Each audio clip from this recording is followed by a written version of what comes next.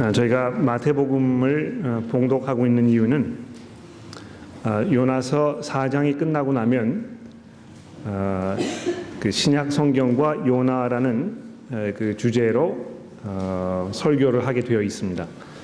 그때 이제 우리가 이 마태복음 12장의 말씀을 우리가 보게 될 텐데, 요나서를 우리가 살펴보면서 지금 현재 마태복음을 봉독하는 것은 그것을 준비하기 위한 것입니다.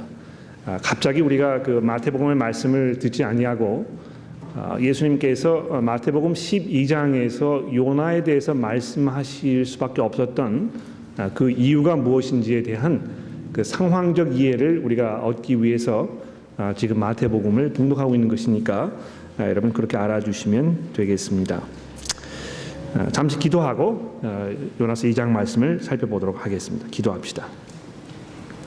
하나님 아버지 감사합니다.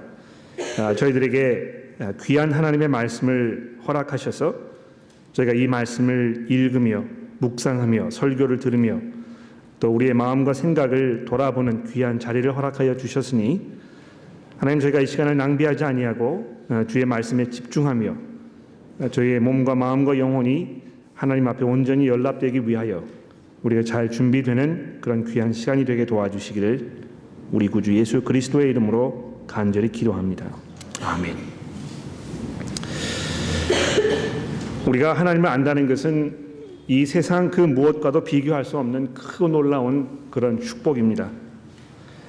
그냥 정확하지 않고 또 분명하지 못한 그런 정보로 얼룩져 있는 그런 그 망가진 지식이 아니라 이 성경을 통해서 만나게 되는, 그렇게 해서 알게 되는 그 하나님을 안다는 것은 얼마나 크고 놀라운 기쁨이요 은혜인지 이 세상의 그 무엇과도 비교할 수가 없습니다. 왜 그렇습니까? 성경을 통해 만나는 하나님은 정말 은혜가 풍성하신 하나님이시고 우리가 말로 형언할 수 없는 크고 놀라운 사랑의 하나님이시기 때문에 그렇습니다.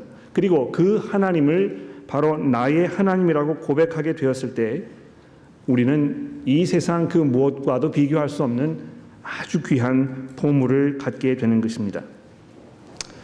여러분, 우리가 지난주부터 시작한 이 요나서 시리즈를 통해서 이러한 사실들을 다시 한번 반복해서 경험하게 되는데요. 오늘 설교를 들으시면서 교우 여러분들 마음 가운데 정말 그런 고백이 함께 있어지게 되기를 간절히 기도하는 마음으로 오늘 2장의 말씀을 한번 살펴보려고 합니다.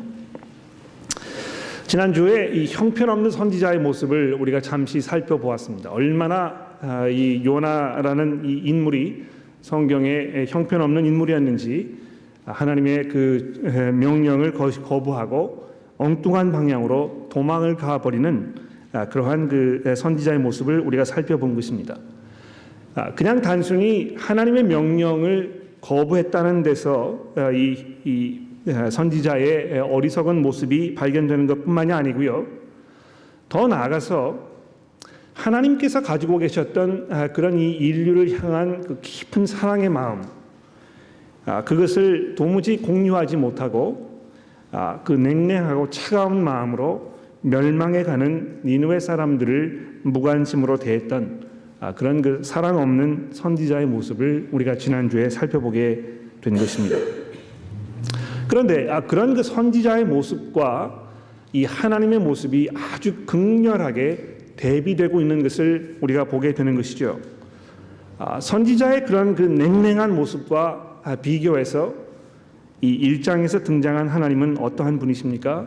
니느웨를 깊이 사랑하셨던 그런 하나님이시라는 것입니다. 너는 일어나 저 큰 성 니느웨로 가서 그것을 향하여 외치라. 그 악독이 내 앞에 상달되었음이니라. 하나님께서 그 성을 바라보시면서 안타까운 마음으로 정말 이 하나님의 심판을 받을 수밖에 없는 그 성을 바라보시면서 그들이 회개하기를 원하셨고 그렇게 할 수 있도록 기회를 제공하셨다는 것입니다. 정말 하나님을 알지도 못하고 하나님을 알고 싶어하지도 아니하였고 또 무엇보다도 하나님의 백성들을 원수처럼 생각해서 그들을 말살시켜 버리려고 작정했던 이 아수르 제국의 성 니느웨 사람들을 하나님께서 그 품에 안으셨던 것입니다. 얼마나 하나님께서 사랑이 풍성하시고 긍휼이 넘쳐나시는 그러한 분이신지 우리가 지난주에 확인해 보게 된 것입니다. 뿐만 아닙니다. 니느웨 사람들을 향해서 복음을 선포하도록 요나를 보내기 원하셨던 하나님께서는 동시에 요나로 인해서 정말 삶의 그 마지막 부분까지 갔던 이 사공들의 삶도 하나님께서 변화시키셨던 것을 우리가 지난주에 살펴보았습니다. 이 사공들은 본문이 이야기하고 있는 것처럼 그저 자기 나름대로의 신들을 섬기면서 자기 멋대로 살아왔던 그러한 사람들입니다. 요나가 그 배에 타고 있지 않았으면 그 사람들도 역시 니느웨 사람들과 마찬가지로 하나님의 심판을 피할 수가 없는 그러한 존재들임이 분명합니다. 그러나 공교롭게도 하나님께서 요나라는 선지자를 통해서 이 사공들을 하나님께로 부르시는 것을 우리가 지난주에 확인해 보았습니다. 물론 그것이 요나라는 선지자가 의도한 바는 아니었습니다. 이 사공들에게 복음을 전하기 위해서 그가 그 배에 올라탄 것은 아니었습니다. 오히려 하나님께로부터 도망가려고 하고 하나님의 그 뜻에 거역하는 그러한 어리석은 모습이었습니다만 우리 놀라우신 하나님께서는 요나의 그러한 모습까지도 사용하셔서 하나님과 전혀 상관없었던 이 사공들을 자기의 품으로 부르시는 놀라운 하나님이셨던 것을 우리가 지난주에 확인해 보았습니다. 얼마나 하나님께서 긍휼이 많으시고 사랑이 풍부하신 그러한 분이신지 모르는 것입니다. 자, 그러면 그 사랑과 긍휼이 풍성하신 하나님께서는 이 요나라는 선지자를 어떻게 하신 것입니까? 니느웨 사람들을 향해서 가지고 계셨던 그 하나님의 풍성한 은혜가 이 사공들을 향해서 베푸셨던 하나님의 그 놀라운 구원의 손길이 어떻게 요나의 삶 속에 지금 작용하고 있는 것입니까? 우리가 성경을 익히 잘 알고 있고 오늘 아침에도 봉독을 했기 때문에 어떤 결과가 어떻게 벌어졌는지에 대해서 이미 잘 알고 있습니다. 그가 바다에 던져졌고 이제 물속으로 깊이 빠져 들어가서 그는 죽음을 피할 수가 없게 된 것입니다. 여러분, 이것이 하나님을 등지고 자기 멋대로 사는 모든 인간들이 피할 수 없는 그러한 우리 모두의 현실인 것입니다. 우리 모두가 죽음을 맞닥뜨릴 수밖에 없는 것처럼 요나도 역시 이 하나님의 손에 멸망을 당할 수밖에 없는 그러한 지경에까지 빠져들게 된 것입니다. 2장 말씀에 보시게 되면 특히 3절에 요나가 자기가 지금 처한 그 상황을 누구보다 아주 분명하게 이해하고 있었습니다. 3절에 보시게 되면 요나가 어떻게 고백합니까? 바로 하나님께서 주께서 나를 깊음 속 바다 가운데 던지셨다고 이야기하고 있는 것입니다. 큰 물이 나를 둘렀고 또 나에게 몰려온 이 엄청난 파도와 큰 물결은 바로 주님의 파도와 큰 물결이었다고 이렇게 고백하고 있습니다. 또 4절 말씀해 보십시오. 내가 주의 목전에서 하나님의 손에 의해서 쫓겨났다고 이렇게 말씀하고 있는 것입니다. 또 5절 말씀해 보십시오. 얼마나 그 상황이 긴박했는지에 대해서 이렇게 설명하고 있습니다. 물이 나를 영혼까지 둘러싸우며 깊음이 나를 에워싸고 바다 풀이 내 머리를 감쌌나이다. 내가 산의 뿌리까지 내려갔사오며 땅이 그 빗장으로 나를 오래도록 막았사오나 이렇게 이야기하면서 정말 그 피할 수 없는 하나님의 엄청난 그 진노의 심판 가운데 자기가 지금 처해 있는 것을 요나 선지자가 말씀하고 있는 것입니다.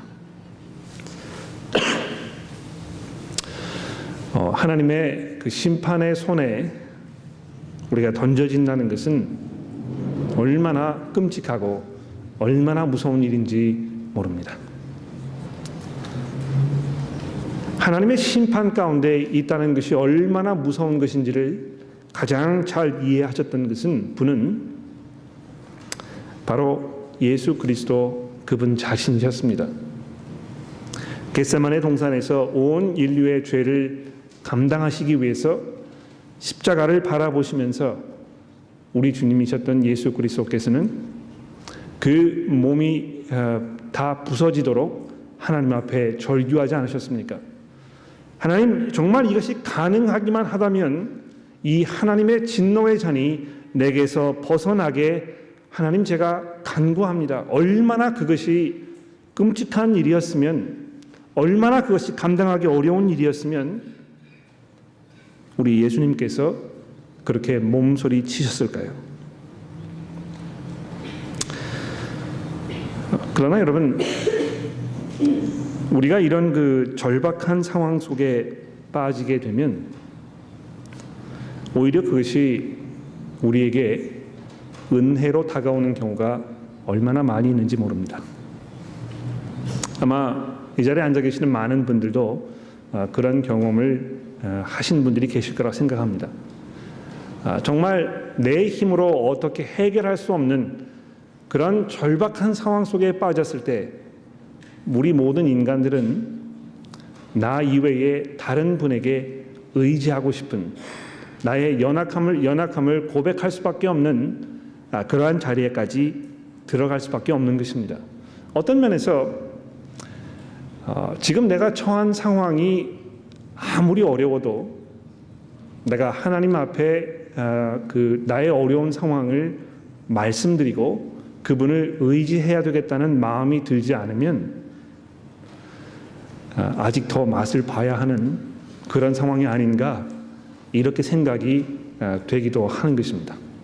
그런데 제가 그 목회를 하면서 만나본 많은 분들의 그 고백을 들어보면 상황이 절박해지면 절박해질수록 나의 그 한계점에 이르렀다는 것을 고백하게 되고, 내 한계점이 이뤘다는 것을 고백하는 그 시점에 가게 되면 자연적으로 하나님께 돌아서는 그런 은혜가 우리에게 주어지는 경우를 많이 보게 되는 것입니다. 다행히도 요나 선지자가 지금 그런 상황 속에 온 것입니다. 어떤 면에서 요나서 전체에는요, 니느웨 성을 향한 하나님의 그 은혜에 관한 책입니다만 동시에 요나라는 선지자의 이 변화되어가는 과정에 대한 설명인 것입니다. 하나님께서 이 요나를 얼마나 사랑하셨는지, 그를 어떻게 변화시키시는지에 대해서 우리에게 아주 장엄하게 설명해주고 있는 그러한 책인 것이기도 한 것입니다. 이 요나의 절박한 상황 속에서 울려나는 기도의 내용을 들어보십시오. 4절에 보시면 내가 말하기를 내가 주의 목전에서 쫓겨났을지라도 어떻게 한다고요? 다시 주의 성전을 바라보겠다 하였나이다. 또 7절 말씀해 보십시오.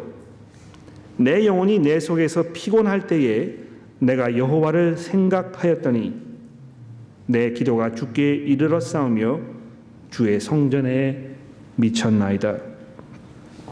여러분, 지금 다 죽게 됐는데요, 숨이 꼴깍꼴깍 넘어가고 있는데요, 더 이상 그 이 폐에 공기가 남아 있지 않아 가지고 물을 지금 뭐 바가지로 들어 마시고 있는 이런 상황인데 요나가 그 순간에 무엇을 기억한 것입니까? 하나님의 성전을 기억했다는 것입니다. 왜 하나님의 성전을 하필이면 기억을 했을까요? 여러분 잘 아시는 대로 구약 성경에서 이 하나님의 성전은 이스라엘 백성들에게 아주 각별한 그러한 의미를 가지고 있는 그러한 곳이었습니다. 하나님께서 이 온 세상의 주인이시기 때문에 모든 곳에 계시는 하나님입니다만 특별히 이 성전에 하나님께서 임하시겠다고 약속하셨던 것입니다. 그래서 하나님을 만나려면 그 성전에 가서 하나님께 제사를 드려야 하는, 그래야 비로소 하나님과 화해할 수 있게 되는 그러한 그 상황이 구약 시대에 있었던 것입니다. 그래서 열왕기상에 보시게 되면 이 솔로몬 왕이 성전을 지은 다음에 열왕기상 8장에 보시면 그 성전을 하나님께 봉헌하는 그러한 그 장면이 설명이 되고 있는데요. 솔로몬 왕이 하나님께 이 성전을 봉헌하면서 어떻게 기도했습니까? 열왕기상 8장 30절 말씀해 보시게 되면 이렇게 기도합니다.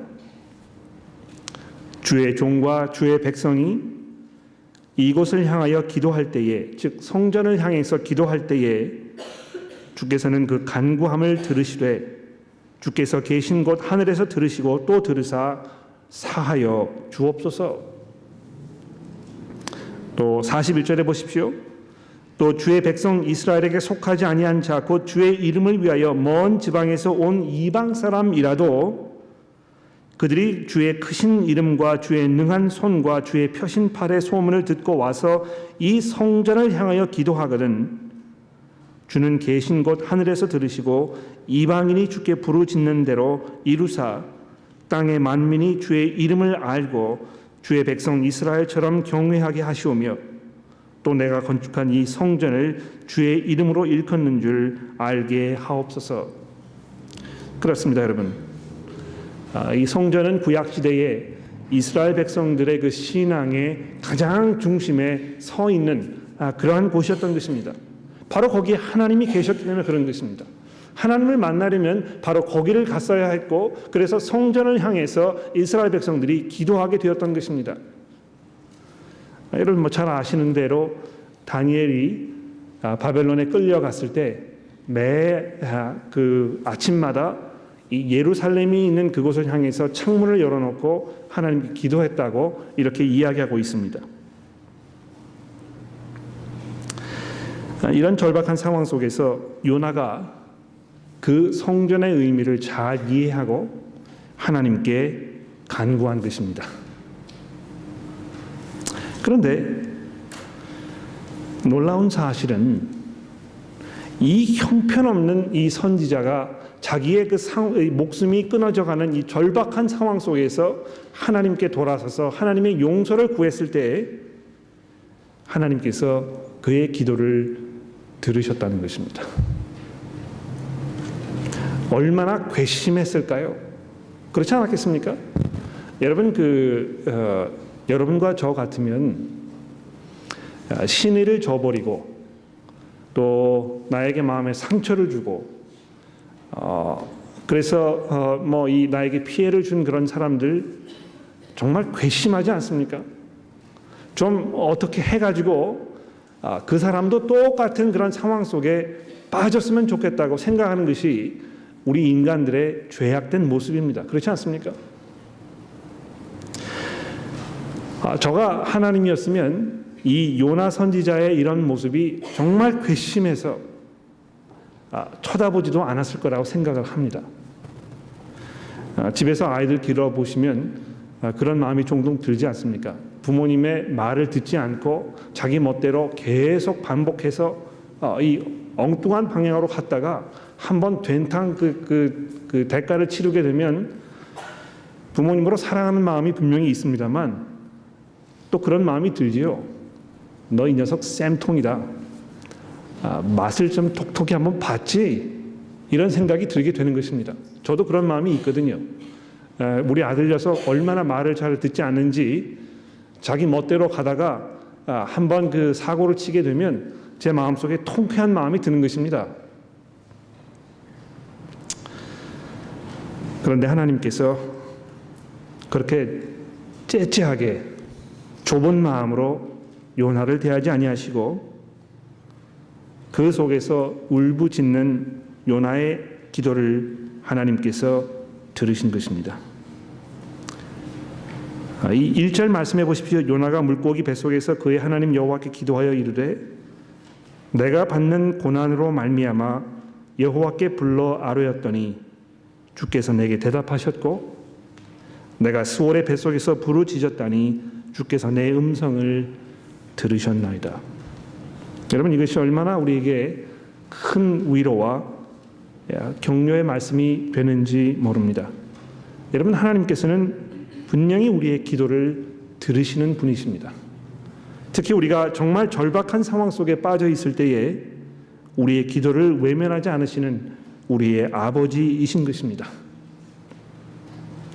오히려 우리가 절박한 상황 속에서 기도하지 아니하고 그저 우리의 멋대로, 우리의 힘으로, 우리의 능력으로 이 문제를 해결하려고 했을 때에 그것은 우리의 이 죄악된 모습이 철저하게 열매를 맺고 있는 그러한 모습이라는 것을 이 시간 기억하게 되는 것입니다. 니느웨 성을 향해서 깊은 애정의 마음을 가지고 계셨던 그 하나님께서 죽어가는 사공들, 하나님을 전혀 알지 못했던 그 이방 사공들을 향해서 그 사랑의 마음을 품으셨던 이 하나님께서는 역시 마찬가지로 요나를 향하여도 깊은 사랑의 마음을 가지고 계셨던 것입니다. 자, 그런데 보십시오. 전혀 예상치 못했던 구원자가 등장한 것입니다. 누가 하나님께서 이러한 방법으로 요나를 구원하실 것이라고 상상이나 했을까요?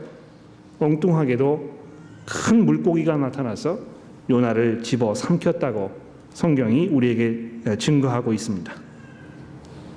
얼마나 그 독특한 방법으로, 아무도 예상치 못했던 방법으로 하나님께서 이 일을 행하시는지 모릅니다. 오히려 이러한 그 사실을 읽으면서 많은 사람들이 조롱합니다. 이것은 그 역사적인 그런 기록이 아니다.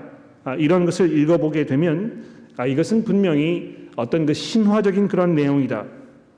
어떻게 하나님께서 이런 방법으로 사람들을 구원하실 수 있겠는가? 이렇게 많은 사람들이 그 불만스러운 목소리를 나타나게 되는 것입니다. 그러나 요나서를 우리가 읽으면서 다시 한번 예수 그리스도의 그 복음의 사건을 우리가 기억하게 됩니다. 하나님께서 한없는 은혜와 긍휼하심으로 구약 시대의 이 니느웨 사람들, 이 이방인 사공들을, 이 괘씸한 선지자를 사랑하셨던 것처럼 요한 사도는 이렇게 말씀합니다. 하나님이 세상을 이처럼 사랑하사, 하나님께서 얼마나 이 세상을 사랑하신 것입니까? 이 죽어가는, 이 멸망하는, 이 썩어가는 세상을 하나님께서 외면하지 않으시는 것입니다. 그래서 바울 사도는 말씀하기를 하나님께서는 이 모든 사람들이 멸망당하는 것을 원치 않으신다고 이렇게 말씀하고 있는 것입니다. 그래서 하나님께서 독생자를 주셨다고 증거하고 있는 것입니다. 얼마나 하나님께서 구원하시는 이 방법이 생소하고 놀랍고 이해하기 어려웠었는지 이 십자가를 바라보면서 많은 사람들이 참 어리석은 것이라고 손가락질을 하는 것입니다. 왜 그렇습니까? 도무지 예상치 못했던 그러한 반전이 있기 때문에 그런 것입니다. 하나님께서는 이 세상을 아주 그 엄청난 정치인으로, 개선 장군으로, 현명한 어떤 학자의 모습으로 오지 아니하시고 십자가 위에서 부서지고 망가지는 그런 나약한 종의 모습으로 이 땅에 오셨다는 것입니다. 그러나 하나님의 은혜 가운데에서 주의 성령으로 변화된 하나님의 백성들은 바로 그 사건을 통해서 이 하나님의 그 능력을 우리가 경험하게 되지 않습니까? 십자가의 도가 멸망을 당하는 사람들에게는 어리석음이지만 하나님의 은혜 가운데 구원을 이루는 사람에게는 바로 그것이 하나님의 능력이요 하나님의 지혜라고 고린도전서 3장에서 사도 바울이 말씀하고 있습니다.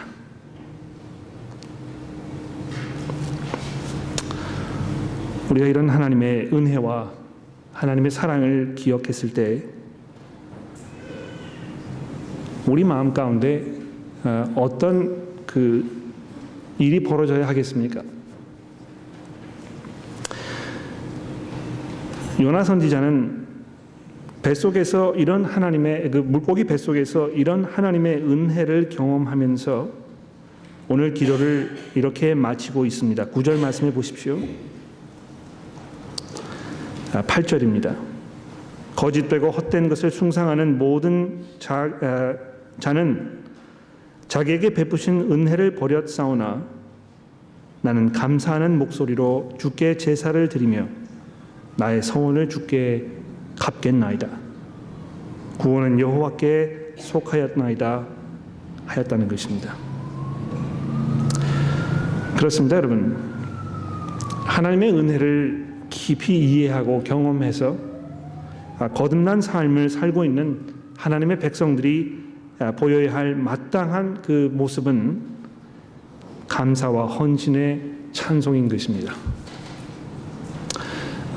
제가 저희 교회 성도 여러분들 그 찬송하는 모습을 제가 이 앞에 앉아 있기 때문에 잘 바라볼 수가 없습니다. 그러나 한 가지 분명히 아는 것은 정말 하나님의 은혜 가운데 있는 성도들은 우리가 함께 모였을 때 이 감사하는 마음, 기뻐하는 마음을 주체하기가 참 어렵습니다.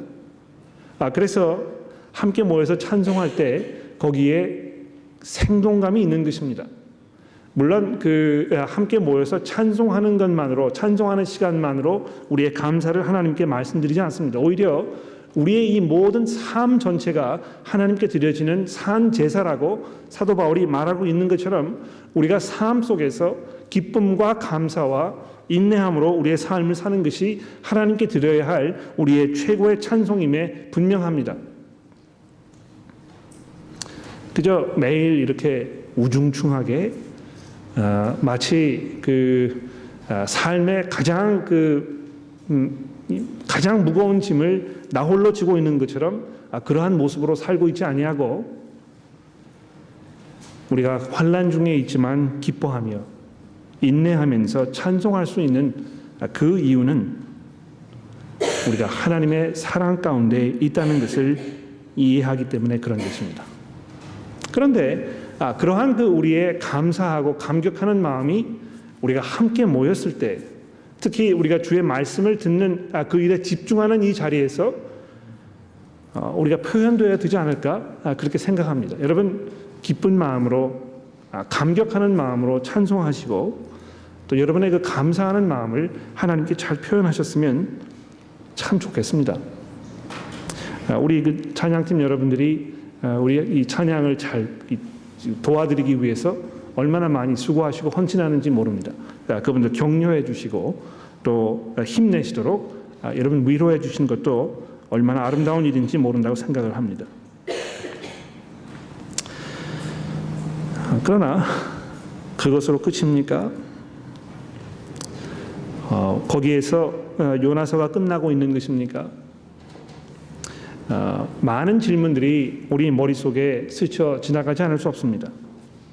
이제 요나는 어떻게 할 것인가? 이런 하나님의 그 은혜를 경험했던 요나는 과연 어떤 모습으로 이제 우리 앞에 나타날 것인가?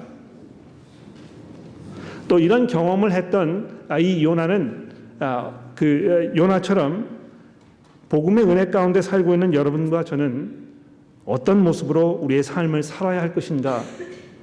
이런 질문을 우리가 돌아보지 않을 수 없는 것입니다.